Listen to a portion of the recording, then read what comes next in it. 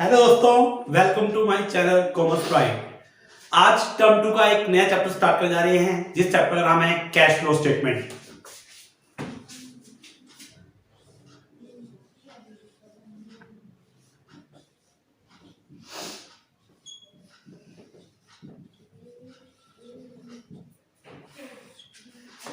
Cash flow statement बहुत interesting chapter है ये हमारा। आगे प्लस 2 में तो है ये चैप्टर, आगे हायर स्टडी में भी ये चैप्टर आता है। अकाउंटिंग स्टैंडर्ड 3 AS3 में इसको डिफाइन किया गया है। जो AS3 है उसमें इसको डिफाइन किया गया है। अकाउंटिंग स्टैंडर्ड 3 में हमारा कैश फ्लो स्टेटमेंट के बारे में बताया गया है। कैश फ्लो स्टेटमेंट का मतलब क्या होता है? ये तीन शब्द आ रहे हैं यहाँ पे। Cash flow statement. कैश का मतलब तुम्हें पता ही है, मतलब नकद में जो हम करते हैं, कैश हो गया या बैंक हो गया या मार्केटेबल सिक्योरिटी हो गया, वो हमारा कैश में ही शामिल किया जाएगा। फ्लो का मतलब होता है चेंजेस, बदलाव जब होगा जब दो डाटा दिए होंगे तो हम देख सकते हैं कितना बदलाव हुआ है। स्टेटमेंट मतलब डॉक्यूमेंट, एक ऐसा डॉक्यूमेंट जो हमें ये बताता है कि कैश में कितना चेंज होगा। जब ये स्टेटमेंट यही बताता है कि कैश में कितना चेंज होगा, हम ये चेंज जब भी बता सकते हैं जब दो डाटा दिए होंगे, जब हम चेंज बता सकते हैं। जैसे कि एग्जांपल के तौर पर क्या, जैसे कि सपोज करो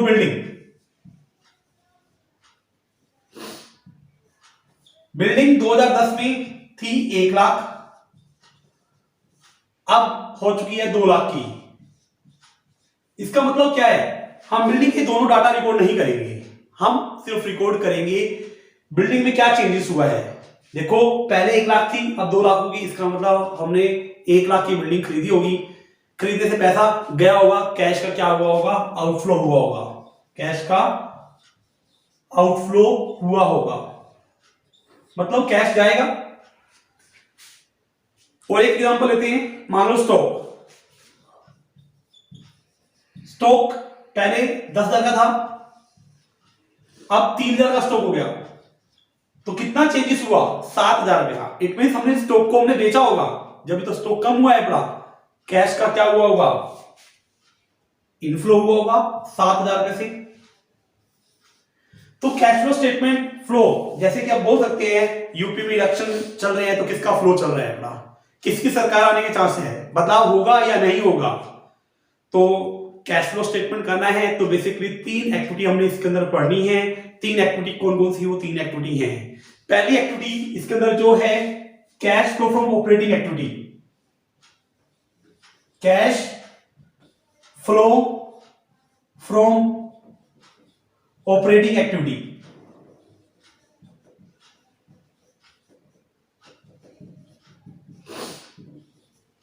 दूसरी एक्टिविटी है कैश फ्लो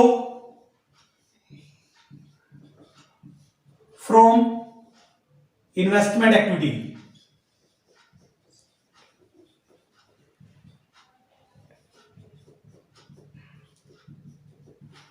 तीसरी एक्टिविटी जो है cash flow from finance activity.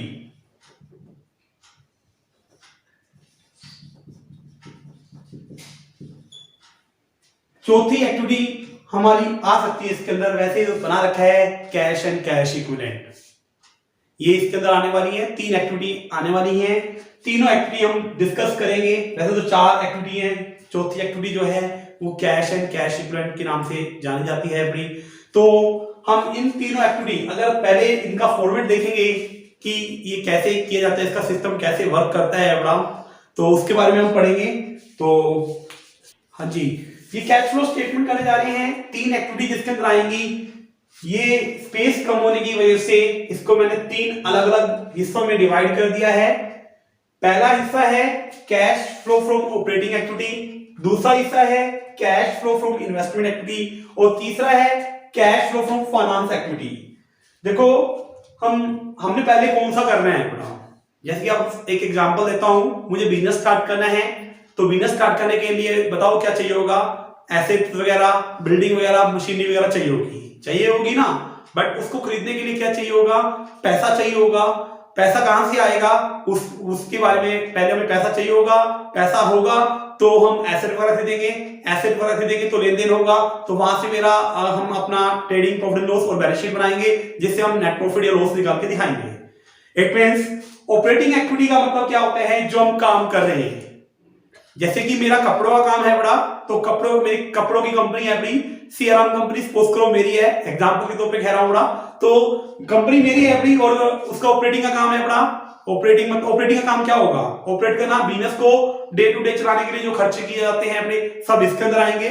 Investment के अंदर क्या होगा, जो आपने एसेट वगैरह खरीदी है, कौन सी एसेट, फिक्स एसेट खरीदी है या आपने जो इन्वेस्टमेंट किया है, वो सब बातें इसके अंदर आएंगी। और इस तीसरी एक्टिविटी में जो अपने फाइनेंस, मतलब पैसा कहां से आएगा, तो कैश फ्लो स्टेटमेंट में हमने रिवर्स जाना है, पीछे से स्टार्ट करेंगे, इस एक्टिविटी से स्टार्ट करेंगे। जैसे कि मैंने स्टार्ट बोला कि अगर पैसा होगा तो ही हम एसेट खरीद पाएंगे, एसेट होगी तो ही हम बिजनेस कर पाएंगे। तो पहले हम स्टार्ट कर रहे हैं फाइनेंस एक्टिविटी के अंदर क्या आता है बराबर। अब देखो बिजनेस को शुरू करना है तो पैसा चाहिए, पैसा कैसे आएगा, अगर कोई भी कंपनी है अपनी, वो अगर अपने शेयर इश्यू कर देती है तो उसके पास क्या आएगा, पैसा आ जाएगा। अगर वो शेयर इश्यू करती है,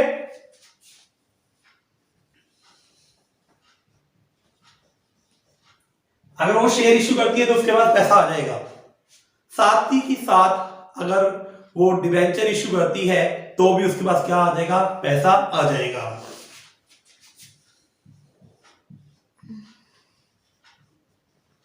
डिबेंचर्स या और पैसा कहां से आ सकता है बड़ा, जो वो लोन लेती है, लोन लेने से क्या आएगा, पैसा आएगा। लोन किसी से भी लिया जा सकता है अपना, बैंक से ले सकते हैं लोन, किसी फाइनेंशियल कंपनी से ले सकते हैं, लोन ले सकते हैं। अब बताओ, लोन लिया है या डिबेंचर्स इशू किए हैं या शेयर इशू किए हैं, इन सबसे पैसा आएगा। अगर देखो शेयर इशू किए हैं तो हमें डिविडेंड भी देना पड़ेगा, देखो डिविडेंड देंगे तो क्या होगा, पैसा जाएगा तो वो इसी के अंदर ही आएगा। अगर मैं डिविडेंड को पे कर रहा हूं, तो पैसा भी जाएगा। जो डिबेंचर था, डिबेंचर के ऊपर क्या देना पड़ेगा, इंटरेस्ट देना पड़ेगा, तो पैसा जाएगा ना, तो कहां लिखा जाएगा, वो यही लिखा जाएगा, इंटरेस्ट पेड।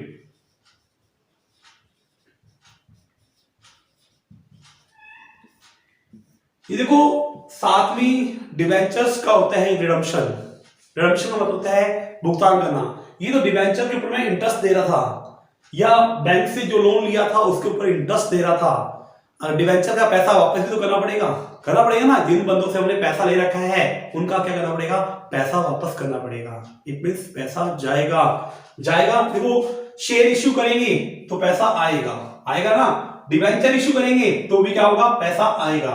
तो कैश हमारा बढ़ना स्टार्ट हो जाएगा, कैश का इनफ्लो होना स्टार्ट हो जाएगा। इस चैप्टर में यही तो देखना है, या तो इनफ्लो हो रहा होगा या आउटफ्लो हो रहा होगा। इनफ्लो कैसे हो सकता है, बहुत सारे तरीके हैं, उन तरीकों के बारे में पढ़ना है। एक बार हमने कंसेप्ट पढ़ लिया तो ये चैप्टर करना बहुत आसान हो जाएगा।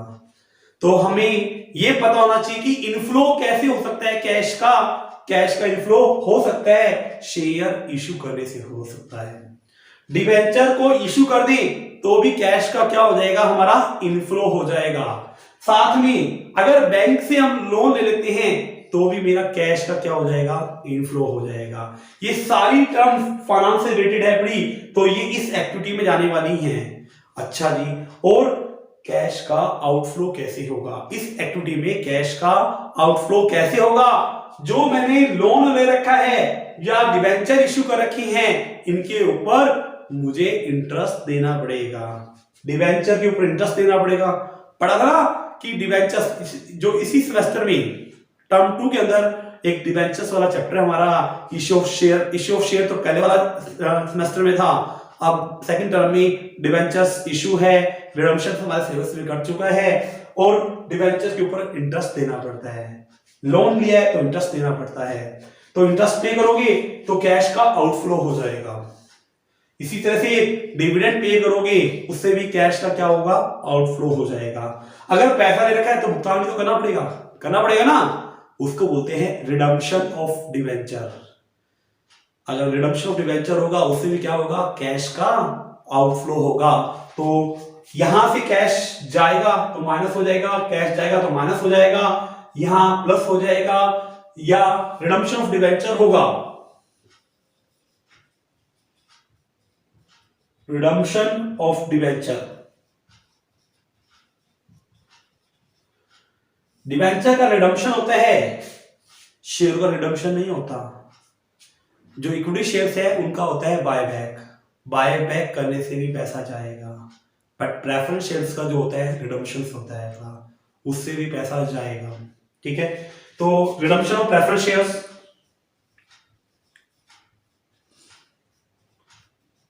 रिडम्पशन ऑफ प्रेफरेंस शेयर्स,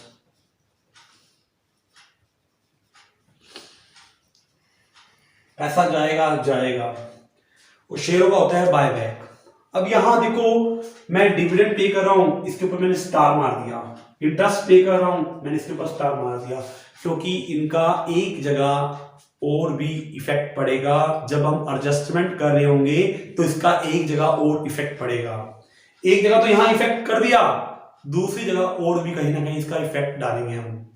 अच्छा जी, और क्या हो सकता है, रिडम्पशन, शेयरों का बायबैक होता है। अगर शेयरों का, इक्विटी शेयरों का बायबैक होता है, बायबैक करने से भी क्या पैसा जाता है आपका। बैंक ओवरड्राफ्ट सुना होगा तुमने, बैंक ओवरड्राफ्ट,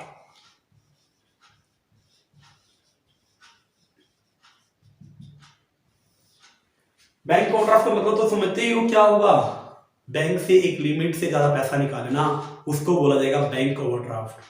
जैसे आप देख सकते हो कैसे, एग्जांपल के तौर पर पहले 2010 और 2011 का एग्जांपल ले रहा हूं मैं। बैंक ओवरड्राफ्ट यहां पे था 10,000 और यहां पे हो गया 11,000। इसका मतलब क्या, बैंक ओवरड्राफ्ट बढ़ रहा है तो कैश का क्या हो जाएगा, इनफ्लो हो जाएगा। कैश का इनफ्लो होगा तो क्या हो जाएगा, मेरा प्लस हो जाएगा। अगर उल्टा कर देते तो क्या होता, तो जैसे क्या 11,000 से मान लो 10,000 हो रहा है, तो क्या होता, 1,000 रुपए से कैश का आउटफ्लो हो जाता। इसी तरह से एक टर्म्स और आती है जिसको कैश क्रेडिट के नाम से बोलते हैं, कैश क्रेडिट।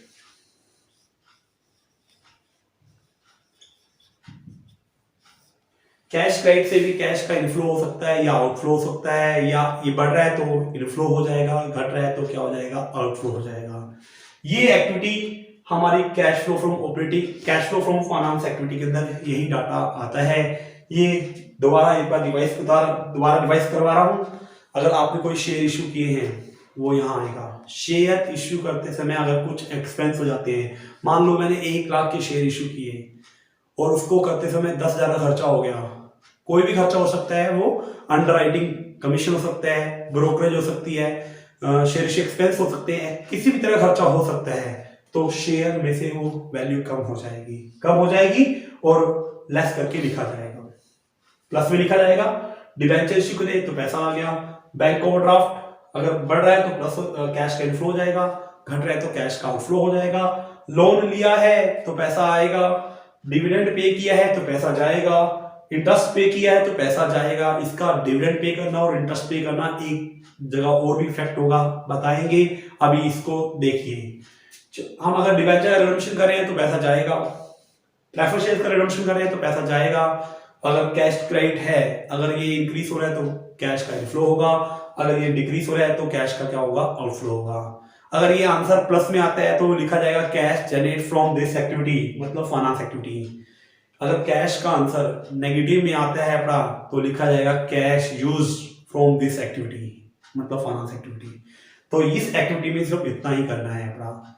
अब हम जो है दूसरी एक्टिविटी के ऊपर आ रहे हैं। दूसरी एक्टिविटी जो है इन्वेस्टमेंट से रिलेटेड है अपना। इन्वेस्टमेंट क्या, फिक्स एसेट। अगर आप फिक्स एसेट को खरीद रहे हो या बेच रहे हो, वो सारी इसके अंदर आने वाली है अभी। मतलब फिक्स एसेट को अगर तुम बेचोगे या खरीदोगे, मतलब फिक्स एसेट को परचेज कर रहे हो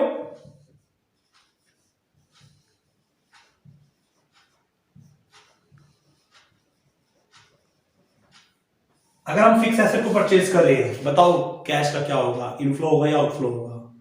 अगर हम फिक्स एसेट को परचेज कर रहे हैं तो कैश का क्या होगा, आउटफ्लो होगा। आउटफ्लो होगा तो कैश में क्या होना चाहिए, माइनस होना चाहिए। इसी तरह से अगर आप फिक्स एसेट को बेच रहे हो तो क्या होगा, कैश का क्या होगा, वहां से इनफ्लो हो जाएगा, सेल ऑफ फिक्स एसेट।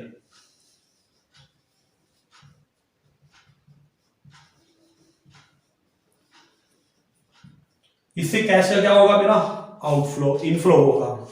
इसी तरह से मैंने नॉन करंट इन्वेस्टमेंट होती है हमारी, उन नॉन करंट इन्वेस्टमेंट को बेच भी सकता हूं और खरीद भी सकता हूं। अगर खरीदूंगा, purchase of non current investment, purchase of non current investment, non current investment से देखो कैश का आउटफ्लो होगा, आउटफ्लो होगा तो माइनस होना चाहिए कैश के अंदर से। इसी तरह से sale of non current investment, sale of non current investment, फिर कैश का इनफ्लो होगा तो प्लस हो जाएगा कैश के अंदर। हमने यहां पे सिर्फ वही बातें डिस्कस करनी है जो कैश को इफेक्ट कर रही हैं, और जो बातें कैश को इफेक्ट नहीं कर रही वो यहां कंसीडर नहीं की जाएगी।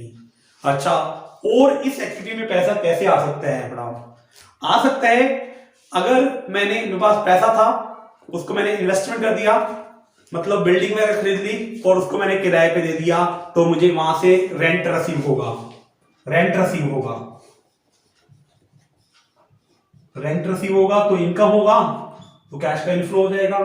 मान लो मैंने इन्वेस्टमेंट कर रखा है तो वहां से ब्याज आएगा, ब्याज भी मेरी क्या मानी जाएगी, इनकम मानी जाएगी, तो लिखा जाएगा इंटरेस्ट रिसीव हो रहा है।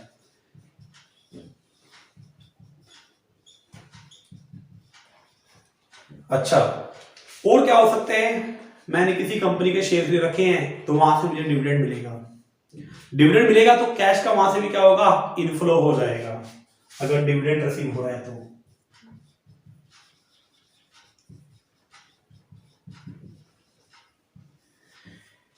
ये ऐसे इस एक्टिविटी में यहां से पैसा आ सकता है और यहां से पैसा जा सकता है। पहला फाइनेंस पढ़ा था, दूसरा इन्वेस्टमेंट पढ़ा है। इन्वेस्टमेंट में देखा है कि फिक्स एसेट को परचेस कर रहे हो, फिक्स एसेट में दो आती है, एक टेंजिबल और एक इंटेंजिबल। टेंजिबल में जैसे कि land, building, plant, machinery, but intangible खरीद रहे हो तो यहां आ जाएगा, मतलब खरीद रहे हो तो यहां आ जाएगा, जैसे कि गुडविल हो सकती है, ट्रेडमार्क हो सकता है, पेटेंट हो सकता है। ये बढ़ रहे हैं तो आ सकता है यहां पे, बट घट रहे हैं तो यहां नहीं आएगा।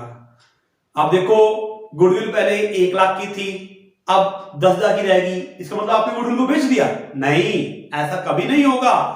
अगर हम अपने बिजनेस की गुडविल को बेचेंगे तो कमाएंगे क्या? नहीं कमा सकते ना। तो अगर गुडविल कम हो रही है, इट मींस आपने बेची नहीं है, वो आपकी राइट ऑफ हो रही है।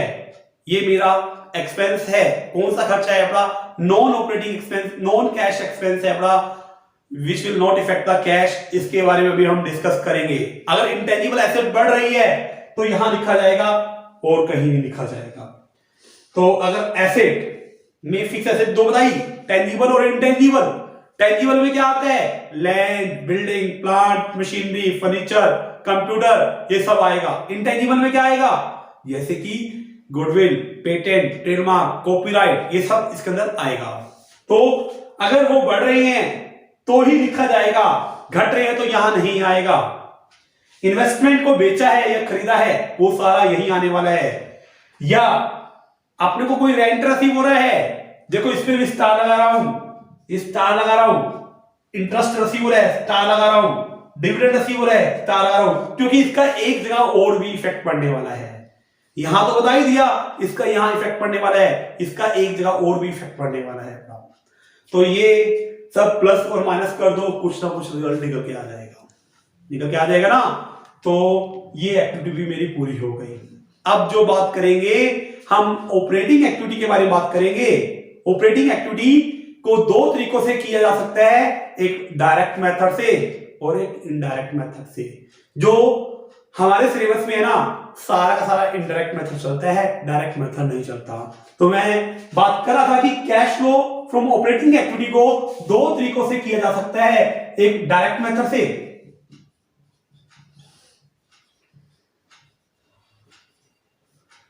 और एक इनडायरेक्ट मेथड से।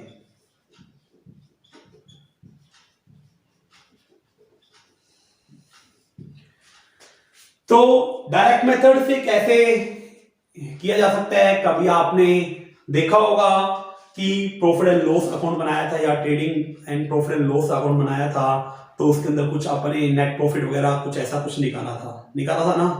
तो डायरेक्ट मेथड हमारा यूज नहीं होगा, हमारा जो यूज होगा इनडायरेक्ट मेथड यूज होगा। और इसकी स्टार्टिंग कैसे होगी, स्टार्टिंग इसकी होगी नेट प्रॉफिट से, नेट प्रॉफिट से होगा। नेट प्रॉफिट में बहुत सारी चीजें ऐसे लिखी जाती हैं जो मेरी कैश को इफेक्ट नहीं करती, जो नॉन ऑपरेटिंग आइटम्स होती हैं, नॉन कैश वाली आइटम होती हैं, उन आइटम की सभी एडजस्टमेंट करनी पड़ेगी। वो आपको बताएंगे कि किस तरह से एडजस्टमेंट इसके अंदर की जा सकती है। ऑपरेटिंग एक्टिविटी को पढ़ने से पहले हम कुछ और बेसिक के बारे में सीख लेते हैं। जैसे मैं बता रहा था कि ये ऑपरेटिंग एक्टिविटी को करने के लिए दो मेथड हैं, डायरेक्ट मेथड और इनडायरेक्ट मेथड। हमारा जो फॉलो होने वाला है इनडायरेक्ट मेथड फॉलो होने वाला है। अब तक देखो हमने जो पढ़ा है, बैलेंस शीट को अगर देखा जाए, जो हमारी फाइनेंशियल स्टेटमेंट होती है, अगर उसके बारे में देखा जाए तो हमने किस चीज के बारे में पढ़ लिया है, थोड़ा सा उसके बारे में डिस्कस कर लेते हैं। देखो बैलेंस शीट वैसे ऐसे नहीं बनती, कंपनी की बैलेंस शीट दूसरी तरह से बनती है। ये सिर्फ समझाने के लिए आपको बता रहा हूं कि इस तरह से बैलेंस शीट में यहां मैंने फिक्स एसेट के बारे में पढ़ लिया, अभी डिस्कस किया था कि फिक्स एसेट का ट्रीटमेंट कहां ट्रीटमेंट किया जाएगा, पढ़ लिया।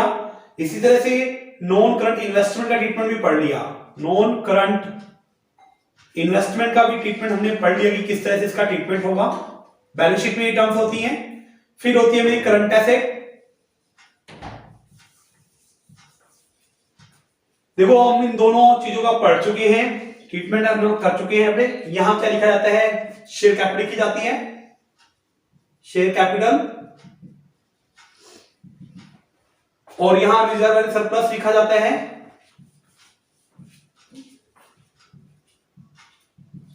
और फिर यहां नॉन करंट लायबिलिटी लिखी जाती है, और यहां जो है करंट लायबिलिटी लिखी जाती है। देखो हमने क्या क्या चीजें पढ़ ली हैं। हमने जो पढ़ ली है, शेयर कैपिटल के बारे में पढ़ लिया था, नॉन करंट लायबिलिटी के बारे में पढ़ लिया था, ये सब चीजें पढ़ ली, ये वाली बातें पढ़ ली हैं हमने।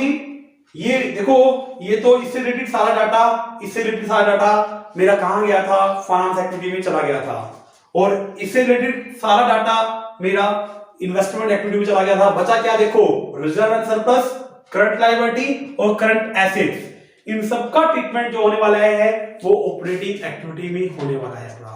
तो ऑपरेटिंग का मतलब क्या होता है कि जो हम काम कर रहे हैं, जिस चीज को ऑपरेट कर रहे हैं, उससे रिलेटेड इनकम को कंसीडर किया जाएगा। अब देखते हैं एग्जांपल से थोड़ा सा आपको बताने की कोशिश की जाएगी। ऑपरेटिंग एक्टिविटी करना है तो उसके लिए सबसे पहले जो चाहिए होगा अपने को, नेट प्रॉफिट चाहिए होगा। नेट प्रॉफिट कहां से आता है, या तो क्वेश्चन में गिवन होगा या अपने को निकालना होगा। वैसे तो क्वेश्चन में गिवन ही होगा, बट आपको बता दूं कि नेट प्रॉफिट कैसे निकलता है, वो trading and profit and loss account से निकलता है।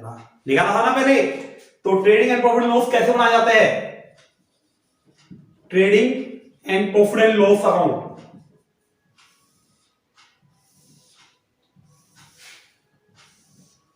इस तरह से कुछ बनाया जाता है। यहां लिखा जाता है ओपनिंग स्टॉक,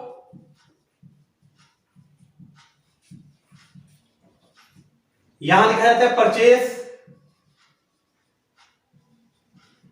यहां लिखा जाता है सेल, और यहां लिखा जाता है क्लोजिंग स्टॉक।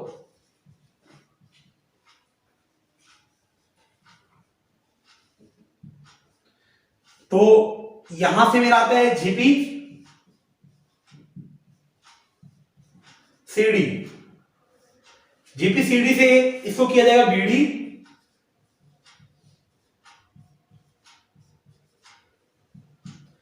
यहां लिखा जाता है डेप्रिसिएशन,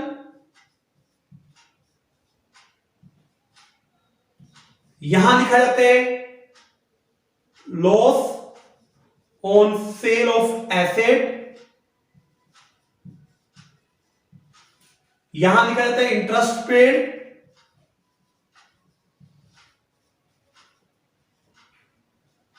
डिविडेंड पेड, यहां लिखा जाता है gain on sale of asset,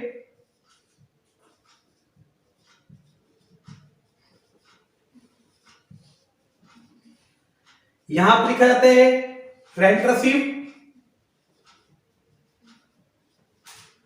ये सब लिखा जाता है।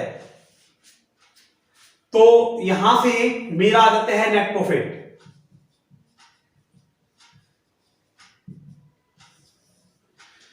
तो ये trading and profit and loss आपको बताया, +1 में हमने सीखा था कि trading and profit and loss कैसे बनाया जाता है अपना। तो ऑपरेटिंग प्रॉफिट निकालने के लिए सबसे पहले हमें नेट प्रॉफिट चाहिए होगा, और नेट प्रॉफिट भी ऐसा जो कैश वाला होना चाहिए, इसमें non cash item, non operating item नहीं आनी चाहिए। नॉन कैश आइटम्स कौन सी होती हैं? Which will not effect the cash, जो कैश को इफेक्ट नहीं करती, और नॉन ऑपरेटिंग एक्सपेंस भी नहीं आने चाहिए। नॉन ऑपरेटिंग एक्सपेंस जो मतलब बिजनेस से कोई लेना देना नहीं है उस एक्सपेंस का, वो एक्सपेंस नहीं कंसीडर किए जाएंगे।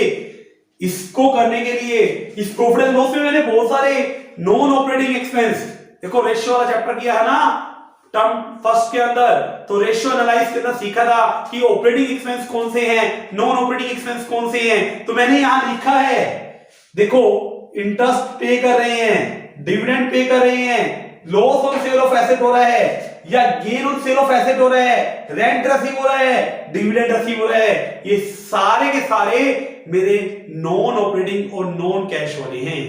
अगर आपको नेट प्रॉफिट निकालना है ना, तो क्या करना पड़ेगा? ये देखो मैंने लिखा है loss on sale of asset, loss on sale of asset, या देखो इसकी अगर जर्नल एंट्री पास की जाए, जर्नल एंट्री क्या पास की जाएगी बता सकते हो? इसकी जर्नल एंट्री क्या रहेगी? एसेट को बेचने से लॉस हो गया तो उसकी एंट्री पास करते हो तुम। क्या एंट्री पास करते हो? Profit and loss account debit to loss on sale of asset, एक एंट्री तो ये पास करते हो। ये दूसरे नंबर पे एंट्री होती है। पहले नंबर पे क्या एंट्री होती है?